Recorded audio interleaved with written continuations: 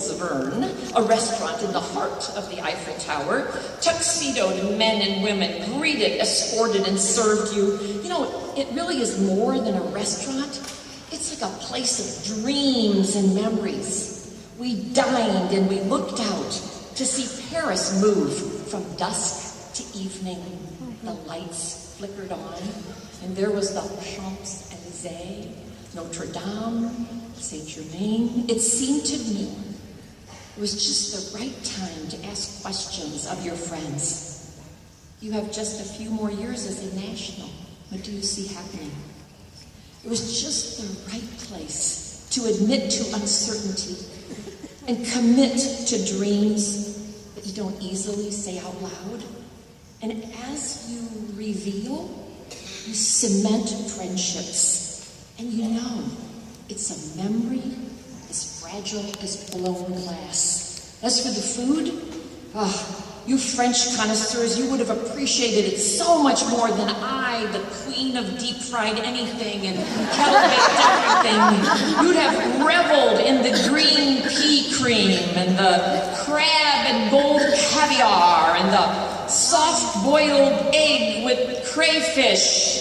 Me, not so much. Okay. The food, long forgotten. I'm right there with her. My crystal glass Eiffel Tower memory forever.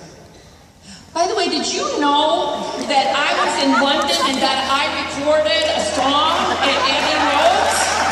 Yeah. Now, a highlight for Reed was our day trip to Normandy. Reed had really been looking forward to this because his dad, who's 96 years old, had been in the 28th Division in the second wave of military that hit the beaches of Normandy. You can look at maps and read history books, but when your dad tells stories and then you walk into those stories, there's a different meaning to the history lesson. Our tour started in an interactive museum watching a video. There were 2 screens, no words, no French, no English, no subtitles. One side had actual footage of Germans getting ready for a possible invasion. Right next to it were Americans getting ready for the invasion. Young American soldiers were smiling and waving as they boarded a plane.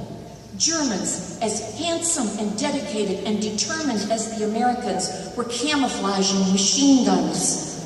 On the next screen, American soldiers marched onto ships, following the jeeps and the tanks.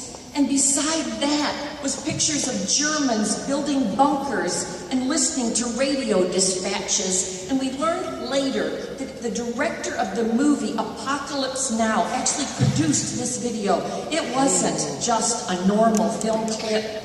They must have scoured reels of war footage to find the right pictures that created a counterpoint between the 2 armies. Your eyes, they were darting back and forth as the American soldiers, they scrambled up the rocky cliffs. And at the same time, the Germans ran to their vantage points, aiming machine guns down towards those American faces. It was an emotional rendition of an unprecedented undertaking, and we won, but at the cost of thousands of men.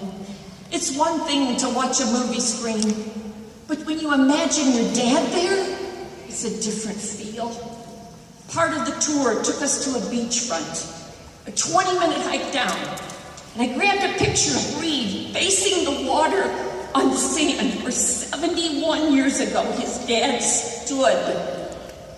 That's a moment. And when we walked up to the cemetery, there were more moments. There were stone paths to walk along, but Reed kept insisting we go back in the grass with the etched crosses. I want to walk with the guys, he said more than once. Each cross bore a name, his home state, and the date of his death. I believe every state was accounted for in those rows and rows of small white crosses. And as we walked with the guys, it was drizzling, and then it rained, and somehow that was appropriate. Reed's dad had talked about the Liberation Day walk under the Arc de Triomphe, and Wilbur mentioned to Reed that there were French women who took up with the Germans during the occupation of Paris, and the French shaved the heads of these French women and paraded them through the streets. And as we walked through that museum, 2 pictures caught my attention, and indeed, there was a truck full of women with shaved heads, looking down in shame with young Frenchmen pointing at yelling at them. Now, I'd never have noticed that image if Reed's dad hadn't told the story. The whole day was like a history book that came alive. I bought my grandkids this little gadget. It's called a cricket. It was used by the American soldiers who invaded Normandy to know who was enemy or friend. When you were walking through trees and underbrush, you'd cricket if you thought you heard someone, and if they were American, they gave a 2 cricket sign back. Hey, can I mention I recorded a song at Abbey Road? Can you believe that we were in London when Prince William and Catherine, the Duchess of Cambridge, had a baby girl? 4th in line for the throne, Princess Charlotte Elizabeth Diana made her appearance. The bells were ringing incessantly, the London Bridge was lit up pink, and we saw people standing in lines for tours in front of Buckingham Palace. You can't be in England long without realizing that the English have an incredible respect for their royalty.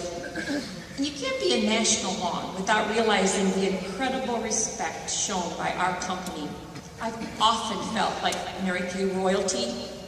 People stand when a national is introduced. A national has a song that's played during her introduction. People ask to have their pictures taken with nationals. People follow a national on Facebook. Like my niece and nephew say, like, who's got 5,000 friends? Come on. Are we treated like royalty? Reed said he'd never stayed in an area with as many upscale cars. Bentleys, Ferraris, Rolls Royces. Mercedes was kind of like a Saturn. The doormen, they wore a bowler derby hat and a top coat, for gosh sakes. Who stays in hotels like that? Nationals do. Truth is, it doesn't really matter where we stay. The best part for me is always the people I'm with. Steve Hodges, head of Mary Kay Travel, said that when he started with the company 26 years ago, he couldn't figure it out. They were pulling into the port of Istanbul, the sun was rising. Pam Shaw was standing on a deck with a group of directors sharing ideas. They were in the throes of a conversation, and Steve leans over and says, "We're pulling into one of the most significant ports in the world, and you're talking about star consultants." Later, Pam told him, "Steve, you probably don't understand. These are the most incredible, brilliant, amazing women in the entire world. It's not that we don't appreciate the places that you take us, but see, it doesn't really matter where we are when we're all together. We truly enjoy and thrive on being in the space of each other and sharing how we do business. We love the beautiful places we go, but the point is we get to be together. I don't want to tell the company because I really do want to go on this cruise in May to Lisbon and to Barcelona, Spain, but the truth is, we nationals, we could be in a rowboat on the Vermilion River in Streator, Illinois, and still have an outstanding time. So, what do you think? What do you think about my newest version of my story? Did I make you want what I have? Do you believe if I can, you can? And I was just kind of wondering, did I mention that I recorded a song at Abbey Road Studio, and if you want it, I'd be glad to give you my autograph. Thank you so much for listening.